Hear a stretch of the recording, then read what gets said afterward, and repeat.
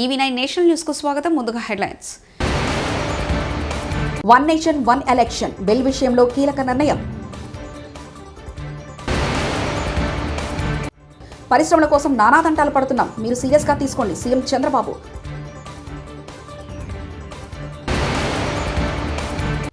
విమానాల ద్వారా ఏపీ అభివృద్ధికి మరింత కృషి చేస్తా కేంద్ర మంత్రి రామ్మోహన్ నాయుడు. 5 ఏళ్లు వైకాపా కార్యకర్తలు నలిగిపోయారు, మాజీ మంత్రి ఆవంతి శ్రీనివాస్. పార్లమెంట్ శీతాకాల సమావేశాల నేపథ్యంలో ప్రధాని నరేంద్ర మోదీ అధ్యక్షతన కేంద్ర మంత్రివర్గం కీలక సమావేశం జరిగింది. ఈ కార్యక్రమంలో కేంద్ర మంత్రివర్గం ఒక దేశం ఒక ఎన్నికల బిల్లుకు ఆమోదం తెలిపింది. ఇప్పుడు శీతాకాల సమావేశంలో కేంద్ర ప్రభుత్వం దీనిని లోక్సభలో ప్రవేశపెట్టనుంది. అంతకుముందు ఒకే దేశం ఒకే ఎన్నికలపై కోవిడ్ కమిటీ నివేదికను సెప్టెంబర్ 18న కేంద్ర మంత్రివర్గం ఆమోదించింది. 2019లో 73వ స్వాతంత్ర దినోత్సవ సందర్భంగా ఒకే దేశం ఒకే ఎన్నికలు అనే ఆలోచనలు ప్రధాని మోదీ తొలిసారిగా ప్రతిపాదించారు. 2024లో స్వాతంత్ర దినోత్సవ సందర్భంగా ప్రధాని మోదీ దీనిపై తన అభిప్రాయాన్ని వ్యక్తం చేశారు. నూతన విమానాశ్రయ ఏర్పాటు, మౌలిక వసతుల కల్పన, అభివృద్ధి తీవ్రంగా కృషి చేస్తున్నామని పౌర విమానయాన శాఖ మంత్రి రామ్మోహన్ నాయుడు తెలిపారు. రాజమహేంద్రవరం నుంచి ఢిల్లీకి నూతన ఎయిర్ బస్ సర్వీసులను ఎంపీలు పురంధేశ్వరి, ఉదయ్ శ్రీనివాస్తో కలిసి ఆయన ప్రారంభించారు. ఏపీతో పాటు దేశంలోని వివిధ ప్రాంతాలకు నూతన విమాన సర్వీసులు ప్రారంభించి అనుసంధానం చేస్తామన్నారు. ముఖ్యమంత్రి చంద్రబాబు నాయుడు అధ్యక్షతన కలెక్టర్ల సమావేశం కొనసాగుతుంది. ఇందులో భాగంగా పరిశ్రమల శాఖపై ఆ శాఖ కార్యదర్శి ఎన్ యువరాజ్ ప్రెజెంటేషన్ ఇచ్చారు. ఈ సందర్భంగా సీఎం మాట్లాడుతూ ఎంతమందో యువతకు ఉపాధి ఉద్యోగాలు కల్పించాలని ముఖ్యమని వ్యాఖ్యానించారు. 175 నియోజకవర్గాల్లో పారిశ్రామిక పార్కులు ఏర్పాటు చేయాల్సి ఉందని వెల్లడించారు. భూసేకరణ సమయంలో స్థానిక రైతులను కూడా భాగస్వాములను చేయాలని సీఎం ఆదేశించారు.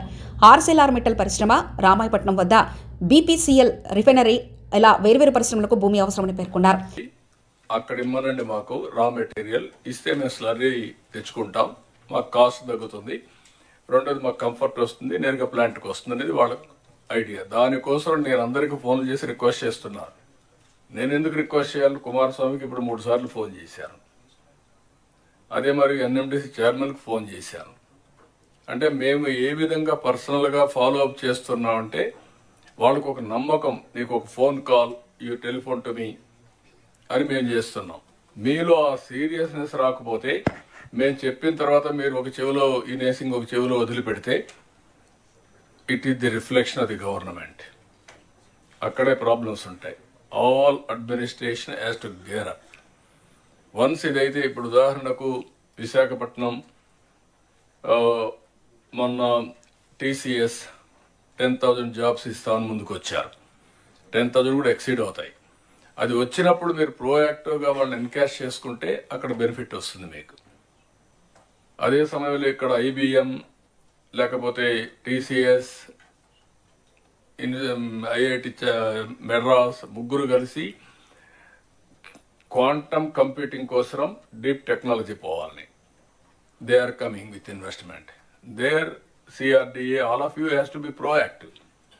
నేను ఒకరిని కాదు, ఇక్కడ ఆల్ డిపార్ట్మెంట్స్ రీఓరియంటేషన్ వస్తే తప్ప ఇది సాధ్యం కాదు. ఇది నాకేం సంబంధం, ఎవరు వస్తే నాకేంటి, నేను కలెక్టర్ని లేకపోతే సెక్రటరీని, నేను మంత్రిని, అందరూ నా దగ్గర రావాలి అంటే మీకంటే బెటర్గా ఉండాలని వెళ్తారు. It is a competitive world. Competitive వరల్డ్లో ఎప్పుడు కూడా ఒకప్పుడు మన రాష్ట్రానికి ఇన్వెస్ట్మెంట్కి రావాలంటే భయపడేవాళ్ళు. దేనికి?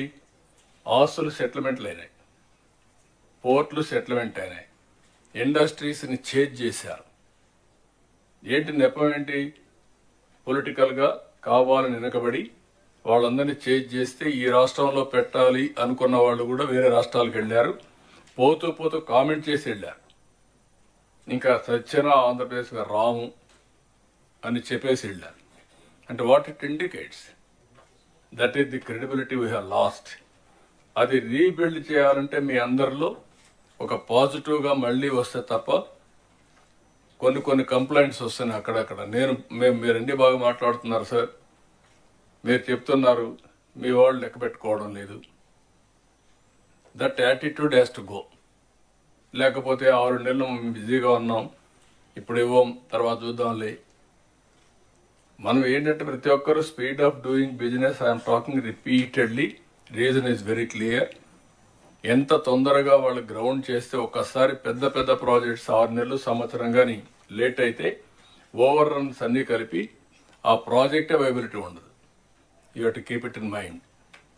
ఒక ఎన్విరాన్మెంట్లు కావచ్చు, పొల్యూషన్ కావచ్చు, లేకపోతే ల్యాండ్ అలాట్మెంట్ కావచ్చు, లేకపోతే మీరు ఇండస్ట్రీ క్లియరెన్స్ కావచ్చు, ఏదైనా కానీ. అదే మరికి 14 డిపార్ట్మెంట్లు ఇచ్చాను ఇక్కడ. ఈ 14 డిపార్ట్మెంట్ కూడా మీరు చూస్తే animal husbandry, CRDA, EDB, food processing, higher education, housing, I&I, ITEC, MAUD, mining, NEDCAP, roads and buildings, skill development, tourism. These are all various departments are going to create jobs. దీన్ని ఎప్పటికప్పుడు మనం monitor చేసి ఇవన్నీ కూడా stream line చేస్తే jobs వస్తాయి. మనం Swarnandhra Pradesh document ఇచ్చినా, ఇంకోటి ఇచ్చినా, అన్నీ ఇచ్చినా మనం ఎగ్జిక్యూషన్ ఇస్ ఇంపార్టెంట్. అందుకే ఇది అవుతానే నెక్స్ట్ సబ్జెక్ట్ అయిన తర్వాత నేను టూరిజం కూడా తీసుకోవాలని.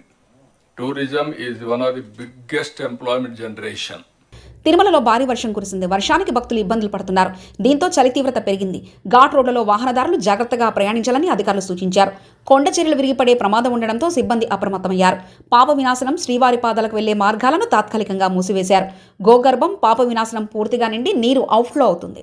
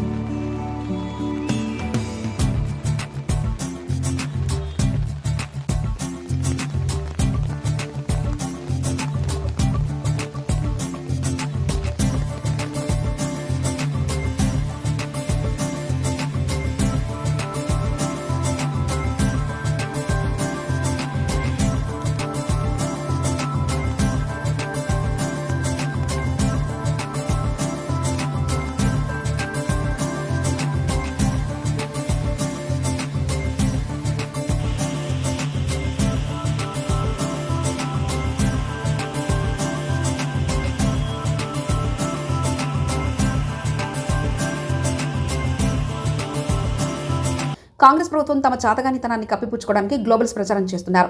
బీఆర్ఎస్ ప్రభుత్వం కల్పించిన ఆస్తుల గురించి లేదా పెరిగిన తలసరి ఆదాయం గురించి కాంగ్రెస్ వాళ్ళు ఎక్కడా మాట్లాడారు. తమ హామీలు అమలు చేయలేదని ప్రజలు ఎక్కడ నిలదీస్తారో అని ఇలాంటి గ్లోబల్ ప్రచారం కాంగ్రెస్ పార్టీ చేస్తుందంటూ మాజీ మంత్రి హరీష్ రావు వ్యాఖ్యానించారు. లేదా పెరిగిన తలసరి ఆదాయం గురించి, పెరిగిన రాష్ట్ర స్థూల ఉత్పత్తి గురించి ఎక్కడ కూడా కాంగ్రెస్ వాళ్ళు మాట్లాడరు. లేని అప్పులను 7 లక్షల కోట్లు అనేటువంటి ఒక గ్లోబల్స్ ప్రచారానికి మాత్రం పాల్పడతా ఉన్నారు. ఎందుకు? తమ చేతగాంతనాన్ని కప్పిపుచ్చుకోవడానికి, తమ తప్పిదాలను కప్పిపుచ్చుకోవడానికి, తమ హామీలు అమలు చేయలేదని ప్రజలు ఎక్కడ నిలదీస్తారో, ప్రజలు ఎక్కడ ప్రశ్నిస్తారో, ప్రజలు ఎక్కడ తరుముతారో అనే భయంతో ఇలాంటి గ్లోబల్స్ ప్రచారానికి కాంగ్రెస్ పార్టీ పాల్పడతా ఉంది. ఇలా దేవాలయాలు, యాదాద్రి దేవాలయం అద్భుతమైన సంపద కదా, 2800 కోట్ల రూపాయలు దేవాలయాలు. మాజీ మంత్రులు సత్యవతి రాథోడ్, సబితా ఇంద్రారెడ్డిని అరెస్ట్ చేసిన పోలీసులు, అరెస్ట్ చేసి హైదరాబాద్కు తరలిస్తున్న పోలీసులు.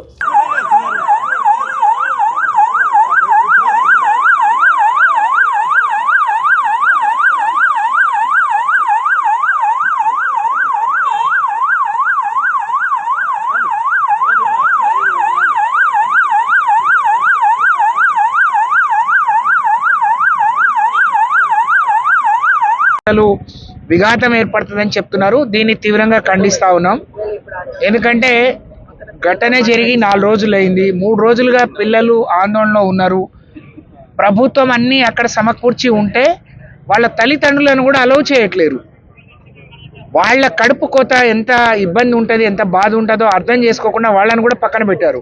కానీ కాంగ్రెస్ పార్టీకి సంబంధించిన కార్పొరేషన్ చైర్మన్లను, వాళ్లతో వచ్చిన 30-40 మందిని అందులో అలౌ చేశారు. వాళ్ళు చూసిపోయి కలెక్టర్కో అధికారులకో ఒక డైరెక్షన్ ఇచ్చి వాళ్ళని మంచిగా చూసుకోమని ఆదేశాలు ఇవ్వకుండా రాజకీయ విమర్శలు చేసిపోయిండ్రు. రాష్ట్ర వ్యాప్తంగా జరుగుతున్న ఫుడ్ పాయిజన్ల మీద కానీ, బీఆర్ఎస్ పార్టీ కుట్ర చేస్తుంది. నిజంగా ఇంత దుర్మార్గం ఎవరైనా ఉంటారా? నిజంగా కుట్ర చేసే సంస్కృతి కాంగ్రెస్ పార్టీది, కాంగ్రెస్ పార్టీ నాయకులది. ఈ రాష్ట్రంలో పేద విద్యార్థులకు, పేద బిడ్డలకు నాణ్యమైన విద్య అందియాలని ఆ రోజు ఆ మహానుభావుడు కేసీఆర్ గారు ఈ రాష్ట్రంలో 200 గురుకులాలు ఉంటే 1000 గురుకులాలు స్థాపించి అన్ని వర్గాల వారు, అన్ని ఆడపిల్లలకు ఎక్కువ, మరి మగపిల్లలకు కూడా సమానంగా అక్కడ గురుకులాలు ఏర్పాటు చేసి నాణ్యమైన విద్యను ఇచ్చి ప్రపంచంతో పోటీ పడే విధంగా తీర్చిదిద్ది మరి వాళ్ళకు మంచి విద్యతో పాటు మంచి భోజనాన్ని అందించాం. కానీ ఈరోజు ఎంత దుర్మార్గం అంటే ఈ ప్రభుత్వానికి పేద రాష్ట్రంలో ప్రతి ఇష్యూలో ఈరోజు కుట్ర చేస్తుందని చెప్పి వాళ్ళ అసమర్థతకు ఈరోజు వికారాబాద్ లో చెన్నారెడ్డి గారి విగ్రహం దగ్గర రోడ్ పైన కూర్చొని మాట్లాడుతున్నాం. మీతో సంతోషం. ఎందుకంటే ఈరోజు సాయిపూర్లో హాస్టల్లో పిల్లలకు విషాహారం తిని వాళ్ళకు ఫుడ్ పాయిజనింగ్ అయిపోయి సిక్ అయిపోయిందని 2 days బ్యాక్ పేపర్లో చూసాం. సరే 2 days తర్వాత సెట్ అయ్యిందిలే అని అనుకున్నాను. కానీ ఈరోజు మార్నింగ్ పేపర్లో ఫోటో చూసాను. తల్లిదండ్రులకు కూడా నో ఎంట్రీ. అంటే వాళ్ళ పిల్లలను చూసుకోవడానికి, వాళ్ళ పిల్లలు సిక్ అయిందని తెలిసినప్పుడు తల్లిదండ్రులను చూసుకోవడానికి కూడా పర్మిషన్ ఇవ్వలేదు అన్నప్పుడు ప్రధాన ప్రతిపక్షంగా మాకు బాధ్యత ఉంటుందా ఉండదా? మీరు తల్లిదండ్రులను అలో చేయనప్పుడు కనీసం మేమైనా కనీసం వెళ్ళి చూసి వాళ్ళకు భరోసా కల్పించి ఏం జరిగిందని కనుక్కోవాల్సిన అవసరం ఉంది. కానీ ఆశ్చర్యం ఏంటంటే ఈరోజు మేము ఇక్కడ వికారాబాద్కి ఎంటర్ కాగానే, నాకు తెలియదు చన్గొమ్ముల దగ్గరనే మమ్మల్ని ఆపాలనుకున్నారని నాకు కూడా తెలియదు. కానీ ఈ రోడ్ ఎంబడి ట్రాఫిక్ తక్కువ ఉంటుంది అని చెప్పి నేను ఈ రోడ్ ఎంబడి సిద్ధులూరు రోడ్ ఎంబడి వస్తే ఇక్కడ మమ్మల్ని ఆపేశారు. అసలు ఎందుకు ఆపారు అనేది ఎస్పీ గారిని, కలెక్టర్ గారిని అడుగుతా ఉన్నాను. అంటే ప్రతిపక్షంలో ఉన్న వాళ్ళకి ఒక రూలు, అధికార పక్షంలో ఉన్న వాళ్ళకి ఒక రూలా? ఈరోజు మమ్మల్ని అలో చేయండి కలెక్టర్ గారు, మేము పోయి పిల్లలను చూసి వస్తామంటే ప్రోటోకాల్ వర్తించదు మేడం అంటున్నారు. వైకాపాకు మరో షాక్ తగిలింది. మాజీ మంత్రి ఆవంతి శ్రీనివాస్ ఆ పార్టీకి రాజీనామా చేశారు. విశాఖపట్నంలో నిర్వహించిన మీడియా సమావేశంలో ఆయన ప్రకటించారు. రాజీనామా లేఖను వైకాపా అధ్యక్షుడు జగన్, ఉత్తరాంధ్ర కోఆర్డినేటర్ విజయసాయిరెడ్డికి పంపినట్లు తెలిపారు. గత 5 ఏళ్లు పార్టీ కార్యకర్తలు చాలా ఇబ్బందులు పడ్డారని ఆయన ఆవేదన వ్యక్తం చేశారు. ఇప్పుడు మళ్లీ వాళ్లను రోడ్డెక్కమనడం సరికాదన్నారు. 5 సంవత్సరాలు ప్రభుత్వం అధికారులు ఉన్నా కూడా వైఎస్ఆర్సీపీ పార్టీ కార్యకర్తలు చాలా ఇబ్బందులు పడ్డారు. ఎందుకంటే అంతా వాలంటీర్స్ నడిపించారు. కార్యకర్తలకి కానీ నాయకులకు కానీ ఏమీ గౌరవం అనేది లేదు, పొలిటికల్ గా కానీ ఫైనాన్షియల్ గా. మళ్ళీ అది అయిపోయిన తర్వాత 1 సంవత్సరం కూడా వాళ్ళకి గ్యాప్ ఇవ్వకుండా మనం వెంటనే మళ్ళీ జమిలీ ఎలక్షన్ వస్తుంది, ఎంపీ ఎలక్షన్ వస్తున్నాయి, ప్రభుత్వానికి టైం ఇవ్వకుండా నాయకులు కార్యకర్తలు నలిగిపోయి ఉన్నారు. మళ్ళీ వాళ్ళకు కూడా మనం టైం ఇవ్వకుండా మళ్ళీ రేపటి నుంచి మనం ధర్నాలు చేయండి అని చెప్పడం అనేది ఎంతవరకు కరెక్ట్? పార్టీ విధానం అనేది 175 మంది ఎమ్మెల్యేలు, 175 ఇన్ఛార్జీలు ఉంటే 175 మందిని కన్సల్ట్ చేసి మన పార్టీ ముందుకెళ్ళాలి కార్యక్రమాలు. అంతేగాని ఏదో బ్రిటిష్ గవర్నమెంట్ రూల్ చేసినట్టు బ్రిటిష్ వాళ్ళు చూడండి, వాళ్ళ డెసిషన్స్ అని అక్కడ తీసుకునేవాళ్ళు, ఎక్కడ లండన్లో తీసుకుని ఆ డెసిషన్ మనకి పంపిస్తే ఇంప్లిమెంట్ చేసేవాళ్ళు. ప్రజాస్వామ్యబద్ధంగా లేకుండా నిర్ణయాలను ఏకపక్షంగా తీసుకుని వాటిని మీరు అమలు చేయండి అని చెప్పడం కరెక్ట్ కాదు. ఎందుకంటే మళ్ళీ నాకు కార్యకర్తలని ఎంత ఇబ్బంది పడ్డారో 5 సంవత్సరాలను చూశాను దగ్గరుండి, వాళ్ళు ఎంత నలిగిపోయారో దగ్గరుండి చూశాను. వాళ్ళు ఇప్పటికీ కనీసం ఒక మీటింగ్ పెట్టి పలకరించకుండా వాళ్ళని అసలు ఏం జరిగింది, ఎలా జరిగింది అని చెప్పకుండా మళ్ళీ మీరు ధర్నాలు చేయండి, గొడవ చేయండి అని చెప్పడం ఎంతవరకు కరెక్ట్? అది అన్నింటి కాకుండా ప్రభుత్వం ఆర్థిక ఇబ్బందుల్లో ఉంది. కొత్త ప్రభుత్వం వచ్చింది, ప్రజా తీర్పులు ఇచ్చినప్పుడు ఆర్థిక ఇబ్బందులు ఉన్నప్పుడు మనం ఏదో అప్పుడే కొంపలంటుకున్నట్టు ప్రజలు 5 సంవత్సరాల తర్వాత డిసైడ్ చేస్తారు వాళ్ళు సూపర్ 6 అమలు చేశారా లేదా, వాళ్ళు ఇచ్చినప్పుడు మేనిఫెస్టో అమలు చేశారా లేదా అనేది పీపుల్ విల్ డిసైడ్. 5 ఏళ్ళు కాదు కదా, 5 నెలలు కూడా అయినా టైం ఇవ్వకుండా వెంటనే మీరు ధర్నాలు చేయండి, రాస్తారోకులు చేయండి, ఇచ్చేయండి, అది చేయండి అనేది మంచి పద్ధతి కాదు. ఎందుకంటే రాష్ట్రం అభివృద్ధి చెందాలంటే వాళ్ళ కేంద్రం దగ్గర కానీ రాష్ట్రం దగ్గర కానీ ఒక లిమిటెడ్ నిధులు ఉన్నాయి. మనకు పెట్టుబడులు రావాలి. పెట్టుబడులు రావాలంటే ఏంటి? ఒక స్థిరమైన ప్రభుత్వం ఉంటేనే పెట్టుబడులు వస్తాయి. 10 ఏళ్ళు టీఆర్ఎస్ పరిపాలించింది కాబట్టి హైదరాబాద్ ఆ మాత్రం అభివృద్ధి చెందింది. మన వాళ్ళు ఏమైనా రాష్ట్రం విడిపోతే రాష్ట్రం విడిపోగానే మనకి హైదరాబాద్ ఇది అయిపోతుందని చెప్పాడు. కానీ ఉల్టా అయింది. హైదరాబాద్ సూపర్ డెవలప్ అయింది, మనం ఏమో డెవలప్ చేసుకోలేదు. హైదరాబాద్ ఎందుకు డెవలప్ అయిందంటే 10 ఏళ్ళు స్థిరమైన ప్రభుత్వం ఉంది కాబట్టి. కాబట్టి ఇక్కడ కూడా మనం స్థిరమైన ప్రభుత్వం ఉంటే ఒక రాజధాని వస్తుంది, పెట్టుబడులు వస్తాయి, అభివృద్ధి వస్తుంది. సరే మన రాజకీయ విధానాలు వేరవచ్చు, మన పవర్ అధికారం కోల్పోయిన బాధ ఉండొచ్చు. అట్ ద సేమ్ టైం రాష్ట్ర అభివృద్ధిని కూడా మనం దృష్టిలో పెట్టుకోవాల్సినటువంటి బాధ్యత ఉంది. కానీ మనం ఇలా ప్రతిదానికి రాజకీయ ప్రయోజనాలే పరమావధిగా మనం ముందుకెళ్ళడం అనేది ఎంతవరకు కరెక్ట్ అనేది నాకు అర్థం కాక, అది దానికోసం అడ్జస్ట్ కాక. One nation one election bill విషయంలో కీలక నిర్ణయం. పరిశ్రమల కోసం నానాదంటాలు పడుతున్నాం, మీరు సీరియస్గా తీసుకోండి, సీఎం చంద్రబాబు.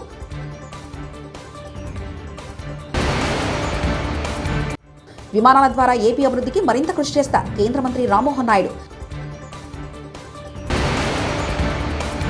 5 ఏళ్లు వైకాపా కార్యకర్తలు నలిగిపోయారు. మాజీ మంత్రి ఆవంతి శ్రీనివాస్.